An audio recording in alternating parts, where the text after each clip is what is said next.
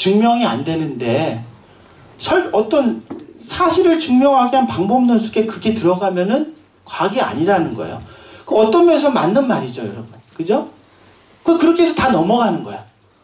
막 여러분 지적 설계자, 창조과학자들이 막 연구를 해서 논문 내고 막 하는데 결국 그거에서 걸리는 거야. 너희가 데이터를 얘기하고 다 좋은데 결국 그걸 얘기하기 위해선 하나님이든 어떤 지적인 존재가 개입돼서 이 일을 했다라는 거 아니에요. 그거는 과학적인 설명 방식이 아니라는 거야. 그러면 여러분 그 어떤 면에서 맞는 말 같죠? 우리 과학을 하기 위해서 설명 못하는 뭔가가 거기 개입되면은 걔를 또 설명해 줘야 될 거 아니에요. 하나님이 이 복잡한 구조를 만들었다 이런 이유 때문에 그럼 하나님을 설명해 줘야 될 거 아니에요. 그럼 여러분 하나님이 과학적으로 실제 존재하는 분인지 여러분 증명할 수 있어요? 그건 더 어려운 증명이죠. 그죠? 그래서 어떤 면에서 맞는 말 같은데 그래서 이 구도를 깨려고 했던 분이 이제 법학 교수예요. 과학자가 아닌데. 그래서 이분의 것을 한마디만 얘기를 할게요. 제가 이제 이런 강의를 많이 하러 다니면서 이 어려운 이 복잡한 주제를 어떻게 쉽게 이해를 시킬까? 왜냐하면 아까 말한 진화론적인 합의가 잘못되어 있다라는 거를 쉽게 소개해서 만약 진화론자랑 창조론자랑 막 토론을 한다고 합시다. 그러면 이제 과학적인 데이터를 얘기하는 거예요. 창조론자는 이런 이유 때문에 이게 진화론적으로 우연히 만들어진 게 아니다. 그죠? 막 데이터를 얘기하고 진화론자는 이게 박테리아나 항생제에서 내성을 갖는 박테리아가 나오니까 같은 종류의 변이들을 갖는 것들이 나오다가 어느 순간 큰 변화 속에서 새로운 종이 나온다 그러면서 이제 데이터를 얘기하겠죠. 그럼 데이터끼리 얘기하면 좋아요. 그러면 그 과학자들의 얘기니까 서로 인정하고 받아들이고 그건 좋은 거죠. 과학이 발전하는 거죠. 근데 문제는 진화론자가 꼭 뭘 얘기하겠어요. 근데 결국 너희 복잡한 구조가 어떤 설계자나 창조자, 하나님이 이걸 만들었다고 얘기하는데, 그럼 그 얘기가 사실이려면 하나님이 이 세상에 있다는 거가 증명이 돼야 되는 게 아니냐. 그러면 너가 말한 게 맞다라고 얘기를 하겠죠. 그러면 창조론자가 그 얘기 듣고 여러분이 만약 그 디베이트를 하고 있었다 그러면 뭐라고 하시겠어요? 할 말이 없잖아요. 그쵸? 맞는 말 아니에요. 아까 말씀드린 대로. 근데 이제 이 필립 존스는 뭐라고 얘기했냐면은 똑같은 질문을 창조론자가 진화론자에게 할 수 있어요. 뭐냐면 너희 진화론자는 생명의 기원을 얘기할 때 이 세상에 하나님이나 절대자가 없다라고 가정하고 이 세상에는 자연적으로 눈에 보이는 물질과 에너지만 있다는 가정하에 생명의 기원을 설명했다는 거예요. 그럼 너의 설명이 맞으려면은 뭐가 전제돼야 돼요? 이 세상에 하나님이 없다라는 걸 증명해야 되는 거예요. 그러면은 그 진화론 설명이 맞는 거죠. 하나님이 없으니까 이거 설명 방식이 틀린 거니까 자연적으로 눈에 보이는 방법으로 내추럴 방법으로만 설명을 해야 되죠. 그러니까 여기도 동일한 믿음을 가지고 있는 거예요. 무신론적인 믿음이 여기 안에 들어가 있는 거예요. 그 동일한 방법이죠. 그러니까 이쪽도 결국 안전학력 때 100% 과학적인 논리적인 이론이 아니에요.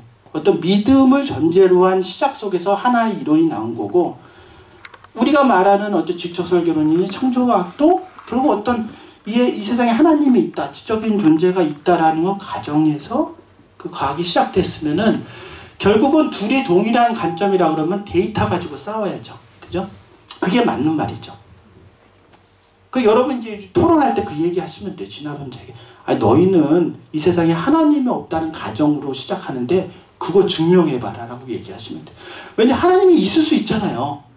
그러니까 진화론자 입장에서는 자기는 없다라고 생각했는데 어느 날 죽었는데 하나님이 뻔 나타나셨어요. 그럼 어쩔 거예요.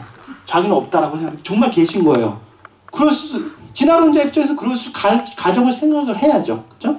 근데 문제는 이제 여러분 왜 진화론이 특히 미국에서 거대한 세력으로 반대 사람들이 논문을 쓰는데 다 방해를 하고 자리에서 내쫓고 막 그런 일들이 벌어져요. 그래서 그런 얘기들을 이제 이 영화로 해서 이스트민스에 나누게 됐죠. 근데 이게 되게 영적인 영화예요. 그리고 되게 중요한 영화고 혹시 못 보신 분은 보시기 바래요.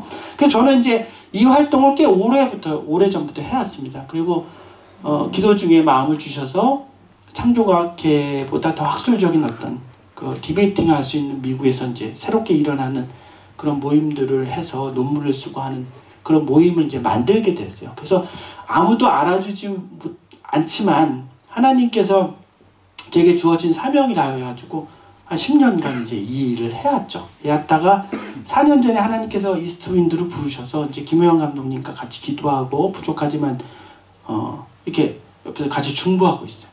근데 이 일이 이스트윈드랑 같이 되면서 제가 영적인 영역을 더 파헤치게 됐어요. 파헤치게 됐는데 이 세상을 지배하는 어떤 세력이 있다는 걸 알게 됐어요. 그리고 거기서 미는 중요 이론 중에 하나가 진화론이에요.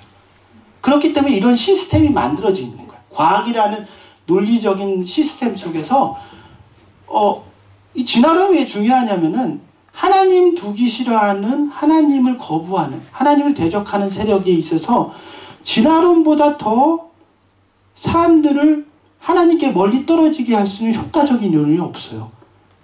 왜냐하면 생명의 기원을 얘기하잖아요. 그 창세기에서 얘기한 거랑 완전히 반대되는 얘기잖아요. 그죠? 자연스럽게 우리가 학과 공부를 하는 걸 통해서 무신론을, 하나님이 없다, 무신론을 받아들이게 되는 엄청난 일을 할 수가 있는 이론이죠.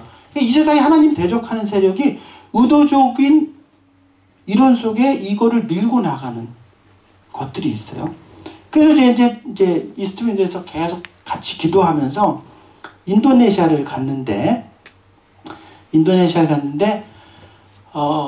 이제 이런 강의를 많이 하고 저희 이제 검색을 해보시면 알겠지만 이렇게 많은 이제 진화론자라 디베이팅도 하고 많이 이제 기사도 쓰고 번역도 하고 많은 일들을 했어요.